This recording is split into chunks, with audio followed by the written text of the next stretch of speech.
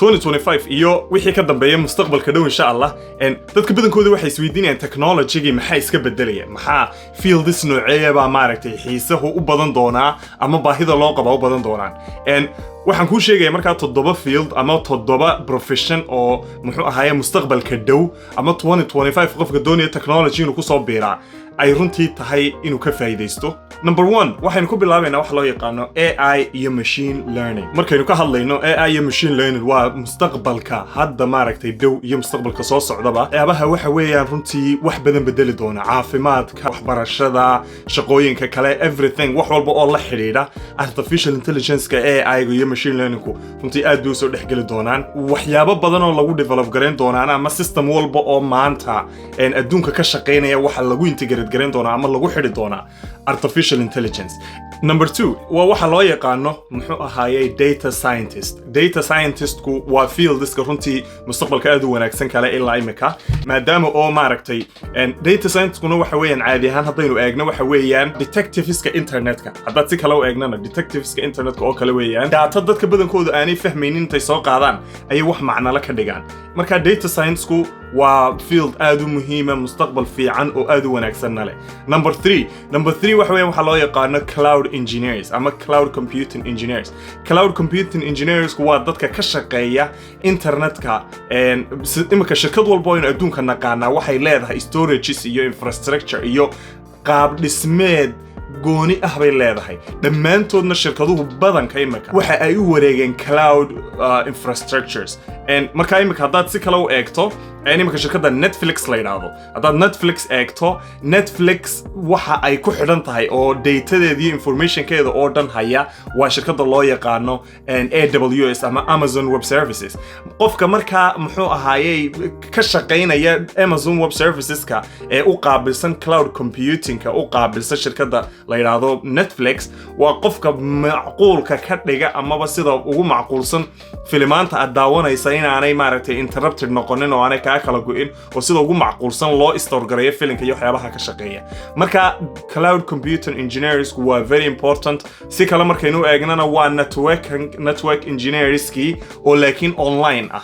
Network engineers-ki serverada iyo xadhkaha RJ45 iyo ku shaqeyn jiray oo online ah weeyaan oo muxuu ahaayay internetka ka shaqeynaya oo virtual machines remotely ku sameynaya oo storages-ki wixii maamulaya. marka dadka cloud computer ka baranayana waxyaabaha ugu muhiimsan inay bartaan ay tahay waxa weeyaan AWS iyo Azure iyo cloud certifications-ka waa maadaama oo saddexdaas ay yihiin cloud computing companies-ka ugu waaweyn. Number 4 waxa loo yaqaano cybersecurity. Cybersecurity-gu haddaynu si kale u dhigno waxa weeyaan waa booliiska internetka. Okay, booliiska internetka Soomaalidu waxay tiraahdaa inta uu dad joogaan meel dhakhtar waa loo baahan yahay soo maaha waayo de xanuunku waa wax iska maaragtay natural oo dadku inay xanuunsadaan oo caafimaadkooda aanu maaragtay wanaagsanaan. Mar walba oo dadku ay meel ku nool yihiin waa mar walba oo dhakhtar loo baahan yahay.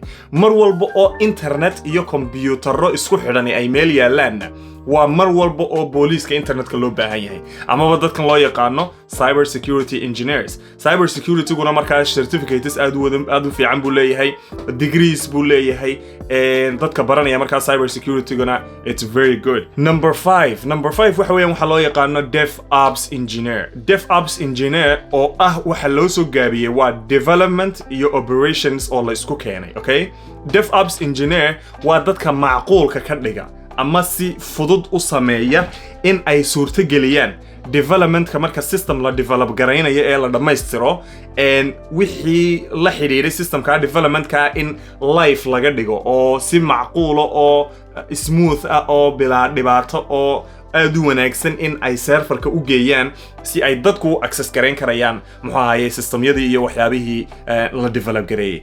Cloud computer muxuu ahaayay DevOps engineer-ku badankana waxay la shaqeyn doonaan. DevOps engineer-kuna waa qof programming-kana wax ka garanaya muxuu cloud computing-kana wax ka garanaya.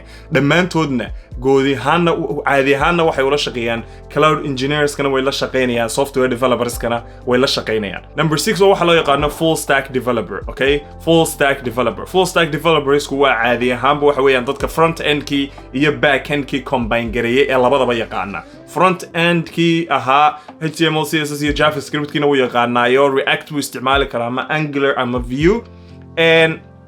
back endkiina wuu yaqaanaa Node.js iyo ASP.NET iyo Python iyo wixii buu isticmaali karaya haddii si kale loo dhigana full stack marka full stack web developer iyo full stack mobile app developer ayaa jira okay so labadoodaba marka full stack baa la full stack developer baa la yiraahdaa ka u dambeeya number 7 waa waxa loo yaqaano blockchain developer blockchain developerku dadku marka blockchain ay maqlaan maskaxdooda waxa ku soo dhacdo kaliya ta cryptocurrency laakiin blockchainku wuu ka ballaaran yahay cryptocurrency kaliya ta inuu yahay okay waa wax web3 la yiraahdo waa network ka duwan oo aan ku koobnayn lacagta oo kaliya ta okay marka blockchain developerku waa dadka blockchainka dushiisa wax ku dhisa applicationska muxuu ahaayay la xiriira smart contracts iyo waxyaabaha ku shaqeeya dadka dhisa marka haddii imika kale aad doonayso blockchain developer inaad noqoto luqadaha ugu caansan ee la isticmaalo waxa weeyaan haddaad doonayso Ethereum networkska Ethereumka inaad blockchainka u isticmaasho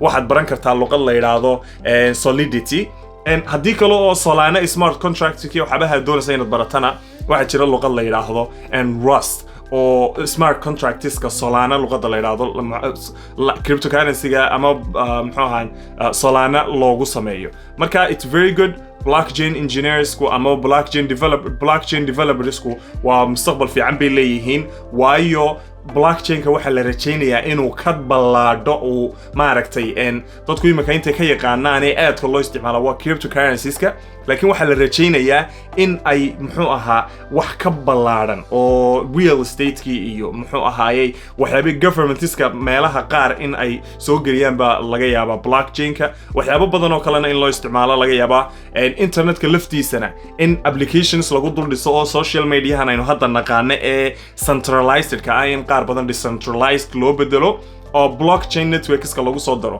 ayaa macquul marka saasaad uga faa'iideysan kartaa waxaan isku dayayaa insha Allah haduu ilaahay yiraahdo inaan links ama roadmaps dhammaantood waxyaabahan imika aan ka hadlay aan hoosta soo geliyo description-ka marka insha Allah waxaad isku daydaan in haddii aad technology doonaysaan inaad comments-ka igu reebtaan waxyaabaha jeceshihiin in laga hadlo sidoo kalena aad channel-ka subscribe gareyso thank you very much